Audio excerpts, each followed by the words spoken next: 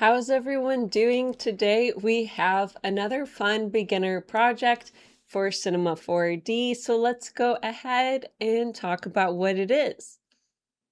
So this is my example render.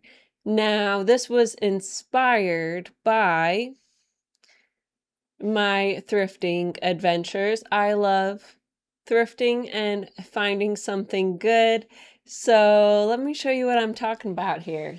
So you can see I found this. It's a beautiful antique. For a period of time, these little details on here had been really popular. So you can see them here. It's really pretty. This one's porcelain. It kind of looks like a flower from the top, but has this beautiful, absolutely beautiful detailing on it. So that's one, and here is our second one that's acting as our inspiration here today. You'll see that this is blue, it's glass, it's a little antique old-fashioned perfume bottle, and it has that similar little bubble texture on it, and we're going to replicate that, and that's really the inspiration for this project. Now, I rendered these out, as you can see here, with glass because I just have fun playing around with glass and seeing how the caustics look on different surfaces. That's really fun. But I just like to remind you, glass does take longer to calculate and render. I mean, it's a miraculous that computers can do what they can do today, where you can get that kind of detailing and beautiful glass refractions and caustics.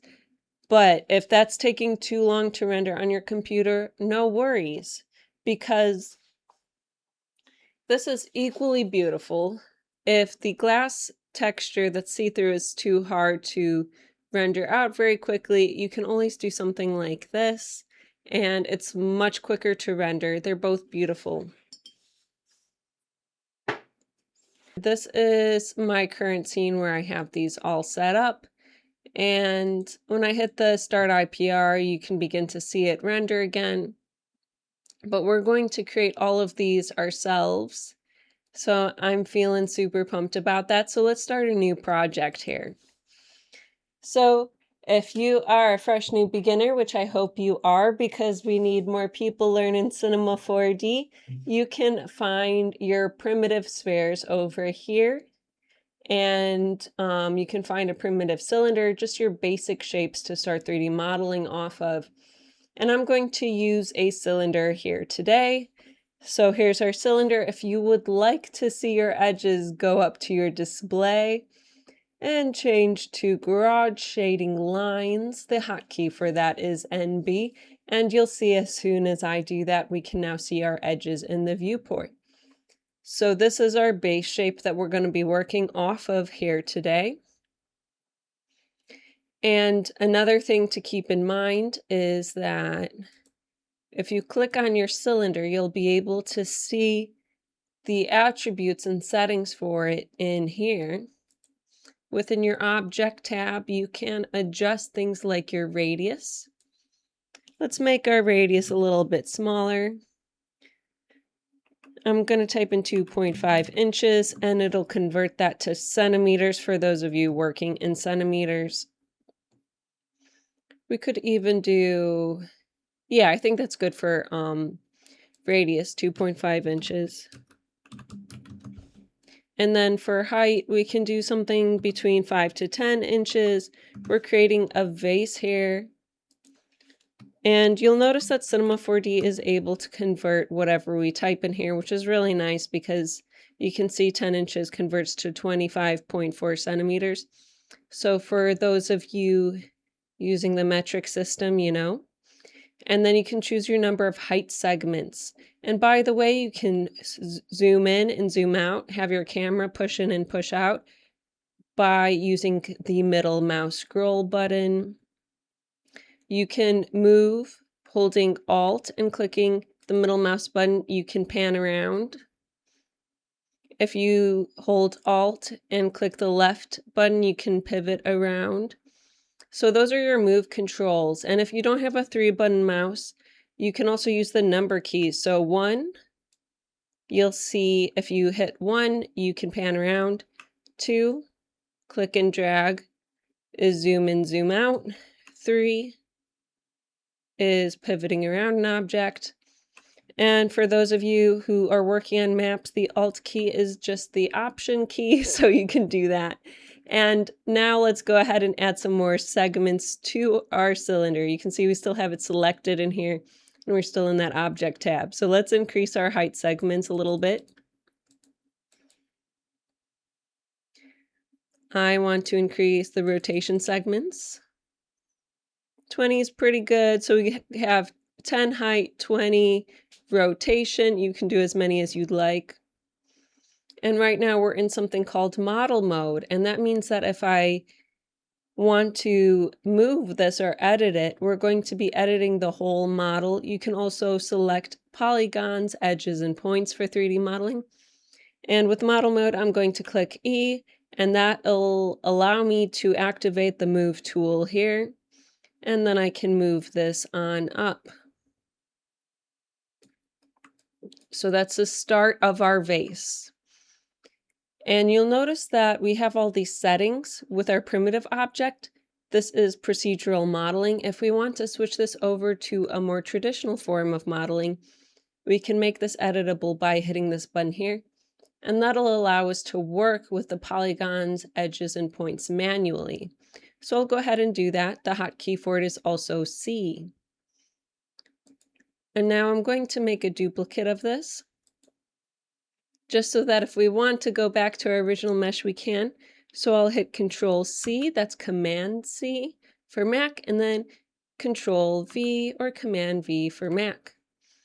And I want to hide this first one.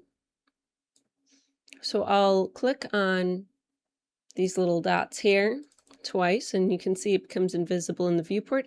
And then the second dot is to become invisible when you render. So you can see these settings also in here. We turn these off. Let's go ahead and delete some of these polygons that we don't need on the top, because this is going to be open on the top. So now I've selected our polygons mode, and we can move in here and select our polygons and hit delete. Now they are gone. We have an opening on the top of our vase, so that's a very good start indeed. Now we're going to do something kind of fancy here. I'm going to split this vase into 2 parts and then put it together right now, because you'll notice that we have these all lining up perfectly in a row. But if we look at the little dots on here, or the little bumps, you'll see that they're alternating. So we want these to be able to alternate, and we're going to do that. So right now you can see that everything is perfectly in a row, and we're going to split these so that we can have them alternate and work on them separately. So we want to select loops. So this is a polygon loop here. We're still in polygon mode, and the hotkey to select loops is U, L, and you'll see loop selection comes up when you hit U. So there we go. If I just start hovering, you'll begin to see I can highlight different areas. So now we're going to have these alternate, so I'll click on the top. I'll click here, click here, click here, click here. And now we want to split these. So now we right click, and you'll see listed here, we can see additional tools, and we have the split in here. The hotkey for that is UP. So I'll just go ahead and click that. And now you'll see we have these 2 objects in here. And if I hit the E hotkey to move this out, you can see that we have 2 separate meshes, which is perfect for right now. I'm going to hit undo, Control Z, so that that goes back into place. And now we're going to want to inset these in order to make those little dimples on the surface, those little bubbles. So the hotkey for the inset is MW. So you can find that in here. You'll also see that it's right over here to the left. And then as soon as we activate the tool, you can see it in here. And then if you click and drag in your viewport, you'll begin to see that we're using the inset tool. But it's not quite insetting the way that I'd like, so I'm going to hit undo. It's preserving the groups we have selected. I'm going to turn this off so that we inset the individual polygons. So now I'll click and drag with preserve groups off. And now you can see that I've inset these all in the center.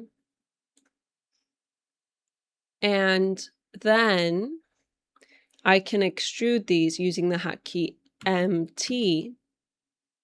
And the extrude is also over here. So you can activate this tool either one of those ways. And now I'll start using it by clicking and dragging in the viewport. And now I'd like to show you something very cool.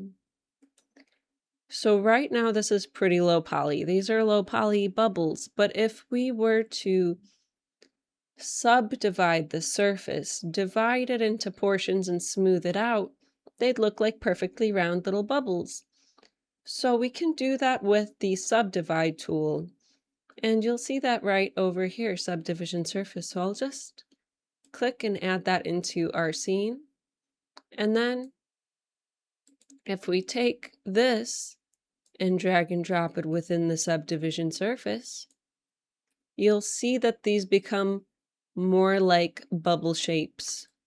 It's subdividing it. And if you click on your subdivision surface, you can decide how many times we're subdividing. So right now we're subdividing twice in the viewport and twice in the render view, which is what you see when you render out your final. Let's go ahead and drop this down to subdividing once, and you'll see how that looks a little bit different.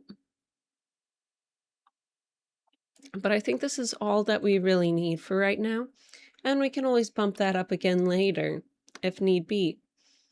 Now let's go ahead and click on our second portion. So we want these to alternate, which is why we separate these. So now I'm going to select these again using UL. So I'll select in here. I'm holding Shift to add to my selection each time I click another loop selection. So we're using UL for loop selection, and we're holding Shift to add all of these in here. And I can also add it in the bottom. So now we have all of this in here. I may actually hold off from adding in the bottom. You can deselect using Control or Command if you're working on a Mac. So here we go. And now let's go ahead and inset these again. So I'll navigate over to our inset tool over here. The hotkey for it is MW. And you can see that it's maintained our old settings that we used from the last time, and we can just reuse them again by hitting apply. So I'll go ahead and do that to save us some time. So now it's insetted the exact same amount as we did the first time, which is really neat. And now we can extrude it using MT. So that is our extrude. You can also activate it over here. And the same thing goes for the extrude. It'll remember the settings we used the last time. So if we want to do the exact same thing twice, all we need to do is scroll down under Tool and hit Apply. And it'll apply our previous settings.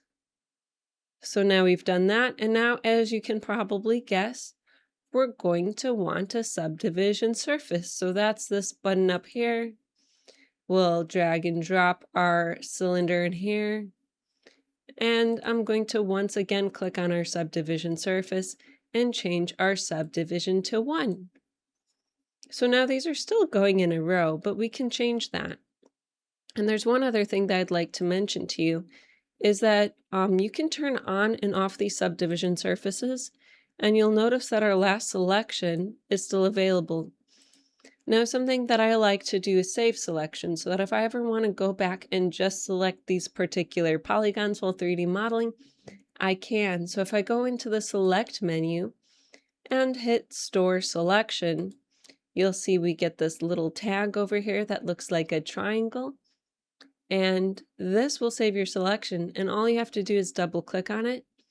If you deselect that, if you double click on it, it'll reselect those polygons. I'll also do that for this separate section here. Go into select and choose save or store selection, and now we have it nicely stored for us, and we don't need to worry about changing it later on and needing to click everything one by one holding shift, because that's no fun to do. So we wanted to discuss alternating these. So I'm going to click on this version here, click on the cylinder. I'm going to switch from polygon mode to model mode. Now we know the E hotkey is for move, R is for rotate, so we're going to hit the R hotkey and you'll see that rotation is now selected. So you can select it from here or use the R hotkey. We're going to zoom in really close here. And we can actually pull up my calculator and figure out how much we need to rotate this by. So we have 360 degrees. And if I'm remembering right, we divided that by 20 segments. So that means that that's about 18. And then if we divide that by half, we need to rotate this 9 degrees. So I took the degrees of 360, perfectly round, divide that by our segments, and we just want to move this over half that space of a segment, so we got 9 degrees. So how do we rotate this exactly 9 degrees? Well, there's a couple different ways we can do that. I like to use the quantize. You'll see that we have these buttons up here. I'm going to hit this little gear icon. And now with our gear icon selected, we can navigate over to our quantize tab. And you'll see we can turn this on. And that'll allow us to rotate in increments. Now we can change the rotation to 1 degree. Right now it's at 5. Or you could even just bump that up to 9 degrees if you don't want to go in between those individual degrees. So I can put in 9 right now, or I could put in 1 and just move it over 9 times. It's up to you. Now I'll put this off to the side, and now we're going to rotate, and you'll see that we snap to perfectly 9 degrees. And why that's important is that you'll see that these points here perfectly align. So now we have a way to connect these two parts, which is really quite exciting. So right now these two parts are in a subdivision surface. We're going to want to put these in one object together. So I'm going to click on the subdivision surface, hold shift or control to select another subdivision surface. So now we have both selected. And I can right click in here while in model mode, and I can choose to connect objects, and it'll create a copy of these as a new object and combine them together. So now if I move to the side these two subdivision surfaces using the E hotkey, you'll see that I have this whole other surface here. Now this is an editable mesh and it's everything all in one, but you'll notice if we navigate over to our polygon mode and we go in and select an individual polygon and move this out, we'll have a problem, and I'll show you how to fix it. So let me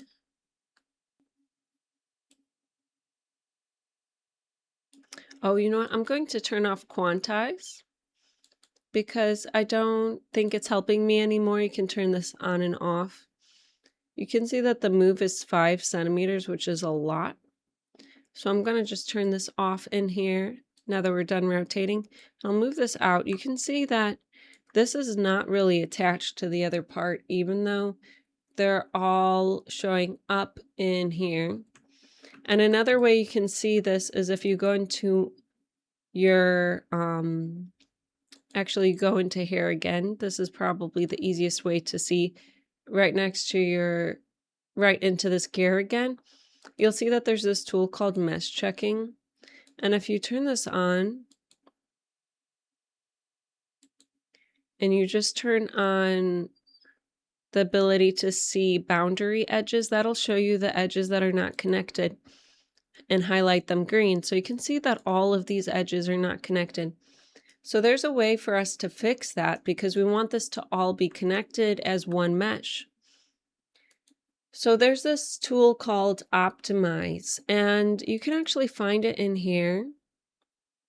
And it can be used to remove points that are just floating in space that aren't a part of your model, because that can lead to errors while 3D printing and other things. It also welds points that are taking up the same space really close together. And you'll see it's listed here, and the hotkey for it is UO. If we hit this little gear, you'll see the settings for it and the tolerance. So depending on how close those points are, at what point does it weld them together into one point, you determine here. And then whenever you're done, you just hit OK, and it'll weld those points together. So now you can see our only opening now is this top part. And indeed, if I go in here and I try to move a polygon, you can see that everything's attached, and that's great. Now the next step for this is we need to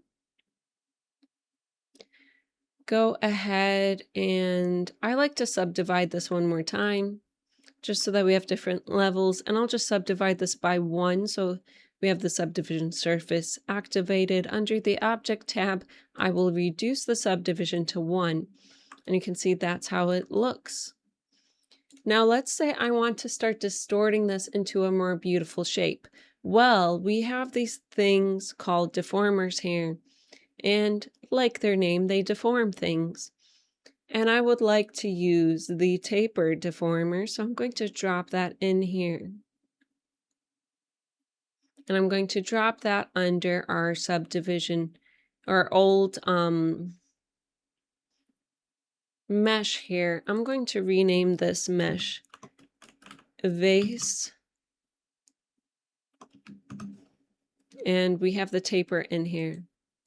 So you'll notice that this taper right now is really big. So we're going to hit fit to parent, and it'll scale it appropriate to the larger object. Now you can adjust the size further with these in here, these settings. And then you can adjust its strength. So now you can see we can begin to taper this, and we can make all kinds of beautiful shapes in here. We can even add in a secondary taper by holding Control and grabbing this arrow. We'll create a duplicate of the taper, and then we can use R to rotate it around. I'll hold Shift to snap it to 90 degrees while I rotate. And then we have this really nice, beautiful shape here. And this is our vase. Now you'll notice that our vase has no thickness right now. So there's another very helpful tool here inside of Cinema 4D, and it is the thicken tool. In other software, this is called shelling your object, which is basically just adding thickness to it. So we're going to go into here, and we're going to grab our thicken, and we'll drag and drop this in the hierarchy, and you'll see it is adding thickness, but way too much. So we'll reduce this thickness to something like 0.5 and see how that looks. And I think I can reduce that a little bit more. We just want to have it at an amount where there are no intersections happening between these bubbles. And that looks pretty good. Now, first I'm going to show you how to create this beautiful white material, and then we will talk about glass. And remember, do whatever works best for your computer. Glass is very hard on your machine when rendering at times. So if you have not yet already, save your project. And I'm going to name this Vase Tutorial and save it in there. So let's go ahead and create a new material. I'm going to create an open PBR redshift material. And then I will go ahead and rename this porcelain. And I hope I'm spelling that right. If I'm not, please forgive me. And under our color, we can choose a color in here. Porcelain is pretty white. I kind of like how this is a little bit of an off-white, because almost nothing in life is really a perfect white. That's how you can see highlights and shadows on an object. If you make something 100% white, it's going to be really hard to see highlights. So even on an object like this, you can see that the highlights are lighter than the rest of the material itself, and there's even like little shadows on here. So having a slight off-white is pretty good, so we'll actually keep that. And then I'll drag and drop this onto our object. And then I want to add in a background, so I'm going to hold to click on our primitives and add in a backdrop over here. Now you can see we have a backdrop, and we can create a new material. And we're going to name this backdrop. Just going to drag and drop the backdrop material onto the backdrop. Now let's look at this porcelain again and drag and drop this onto our vase. If I were to, I may have done that already. I just want to make sure that I have the right material on here. I'm going to hit Start IPR.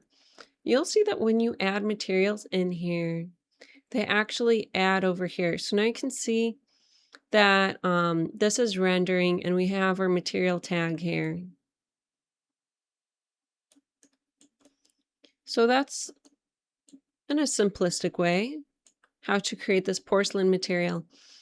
And you can adjust its settings in one of two places, in the Attributes Manager or in here. You'll see under Specular, you can adjust the roughness of your material. You can make it really rough or really shiny. Now porcelain's pretty shiny, so we can keep that pretty reflective.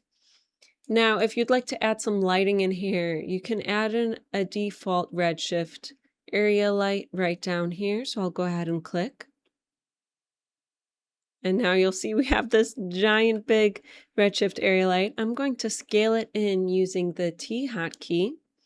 T is for scale. You can see it's also activating over here. I'll go ahead and click and drag to scale this light down a little bit smaller. Maybe not that small, just a little bit smaller. And then I'll go ahead and move this out, move it up, off to the side, rotate it, and angle it down, move it further back. So this is really nice because if you have the Start IPR on, it lets you preview your materials. Now I'm going to also drag this over here while holding Control to create another light. So we're making a duplicate the same way as we did earlier for the model, and I'm just going to rotate this around. Now, if you want to adjust the intensity of the light, you can click on the light and you'll see under Object is this intensity button, and we can just drop that on down. We can also change the color of the light, so I'll change this to temperature mode, and I'll adjust the temperature to be slightly warmer. So now we have this cooler light and this warmer light in the scene and this beautiful porcelain vase. Now, another thing we can do is create a glass material. So I want to talk about that for a little bit. I think I'm going to hide this other model over here since we're no longer working on it. So I'm just going to group this all together using the hotkey Alt-G. And now it's grouped it all together. And then we can just hold Control to turn off everything in this group. And click on the top two dots twice and the bottom dots twice to turn it off from being in our viewport or our render that we have turned on now. So you can see that refreshed and we just have our lovely vase in here. Now let's talk about another material, glass. Now remember, this can slow down your computer. If you're new to rendering, you might not have the strongest of computers because you don't know you need something until sometimes you do.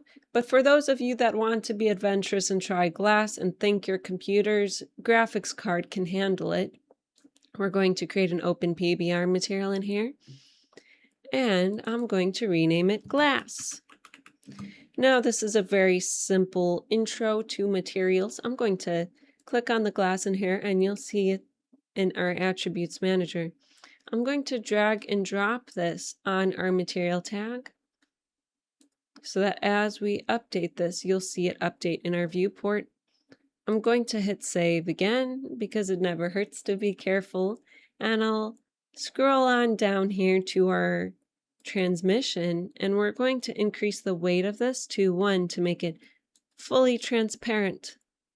So now you can see we have glass. It's a little bit rough, so I'm going to reduce the roughness of our specular to something a little bit lower, and you'll see it becomes a little bit shinier, just as so. Now for the color of our transmission, we can change the color in here. So I'm going to click on this and we can choose the color. I feel like making this a little bit yellow and a little bit blue. And that'll make a nice little green vase here. And if you want to render this out and you're using glass, you can hit this button here to open up your render settings. I suggest turning on your caustics, and we'll need to do that in the advanced tab. So this is a beginner tutorial, and the advanced tab just means you have more buttons, but you'll learn how to find them. So I think it's totally okay. I've never worked in the basic tab. You can work in the advanced tab too, and it's totally okay as a beginner to do that. So I'm going to go ahead and click on advanced, and you'll see, yes, we do have more buttons, and we're okay. So we're going to go over to our Caustics tab over here, and Caustics is when light passes through a glass object, how it creates patterns on the surrounding objects and surfaces around it. If we enable this, it'll become much more detailed. Do you see these patterns here on my original render as the example? Well, these patterns here are your caustics. So that's what I'm talking about here, is getting those real nice details when you render something. And it's perfectly okay to leave this at the default settings. And once we have all of that, we can go ahead and hit save once again. And then we can talk a little bit more about your output. So you can choose how large this is going to be. You can choose how large your render is going to be when you render it out. I like to render things out in 4K. That's not really necessary. You can do HD, which is 1920 by 1080, and that'd be perfectly fine. You just enter that in here, 1920 by 1080. And then as soon as we have that, we can choose also under save where you want to save this to. So in this situation, you just choose a folder, and I'll choose this folder and I'll name this Vase Render 2. Choose to save it in there. And then you can choose your file type. I like to use PNG and change this to 16-bit so we get more color data in here for editing in post if we do so wish. And once we have all of that, you can also look at your output. Notice that we have current frame. That means that we're only rendering out frame 0, which is fine because we have not animated anything. We just made a pretty vase that we're going to render out. So all we really need is the current frame. But if you're doing an animation, you can choose all frames or a frame range. And then under Redshift, under sampling, you may want to adjust your sampling. The higher the number, the less calculations your computer will do, and the less light bounces there will be in your scene, and the more grainy the image will be. This is a pretty low threshold, 0.01, so it'll be very nice and detailed. So once you're all done with setting up your render, you can go ahead and turn on the renderer And I'm going to turn off the IPR first. I'm going to save because sometimes my computer does not appreciate me both recording and rendering at the same time. And then you just go ahead and click this button up here, render to picture viewer, and magic will happen. So you can see that right now our render is running. You can see a radiance point cloud. Sorry, hard to talk words right now. And then you'll start seeing these buckets, which are these little cubes, these little squares, they'll start going around. So the irradiance point cloud is deciding how many samples, how detailed are we making this render. And then it goes ahead and does it. I'm going to actually cancel this here for a moment, but you can see that it is rendering this out in sections. I have 2 of these squares because I have 2 GPUs. And if you hit escape, you can cancel it. I'll hit yes because there's one last button I want to show you. And it's this denoise. If you feel like your computer is taking a long time to render and you don't want to deal with having as many samples to get rid of that grain, you can turn on denoising and it'll help remove some of that grain. So I'll turn that on, and you can turn on Optics X or Alta Single. Alta Single is my favorite because it respects textures a little bit better. Altus Dual just does 2 passes of the Alta Single. I never really used the Altus Dual. I feel like if you need to denoise your render that much, you have bigger problems. So I think that the Altus Single is good enough in most cases. So I'm going to go ahead, and it never hurts to save consistently, and I'll go ahead and render this, and I'll meet you back here.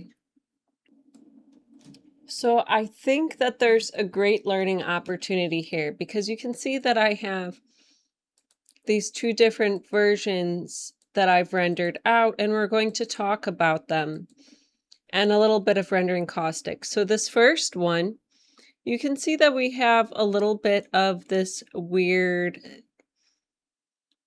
thing going down here. That's actually because we had a large amount of noise and the denoise tried to smooth it out but couldn't smooth out all of it.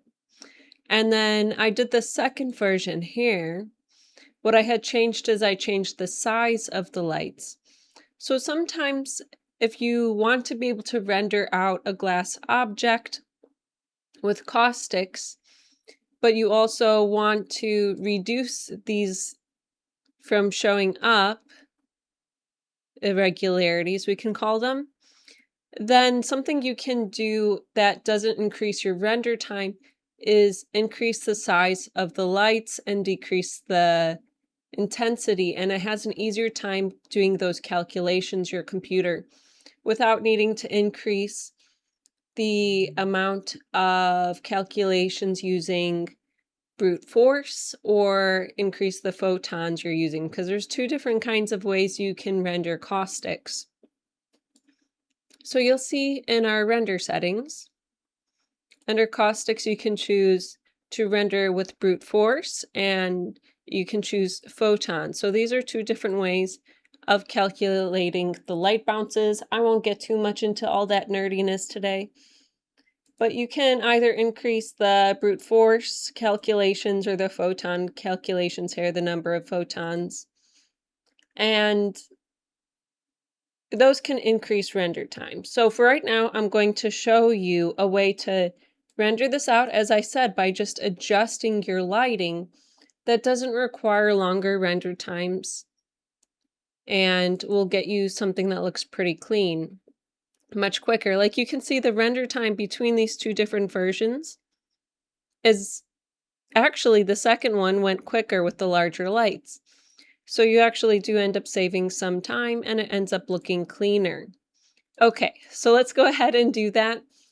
A really helpful thing to know is you can switch different views. If you hit the middle mouse button, you can see that we have a top view, a right view, a front view, and you can work inside of any one of these views. If you middle click in one of these views, it'll make it bigger.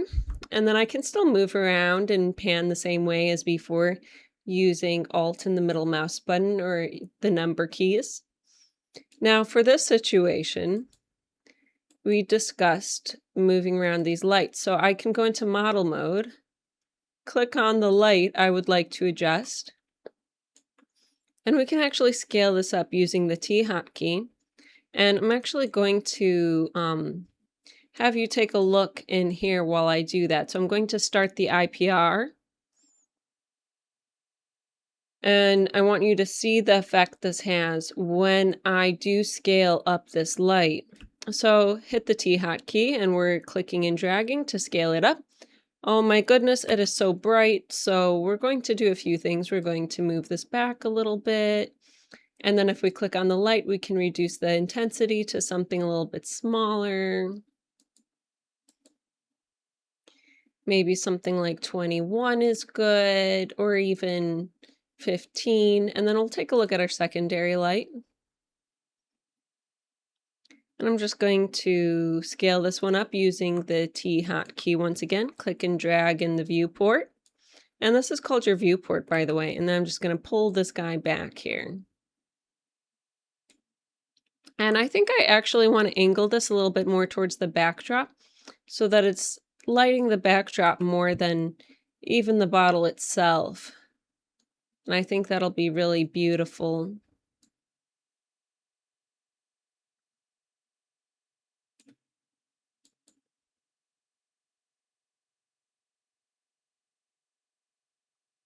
And we can also adjust the intensity of this one here.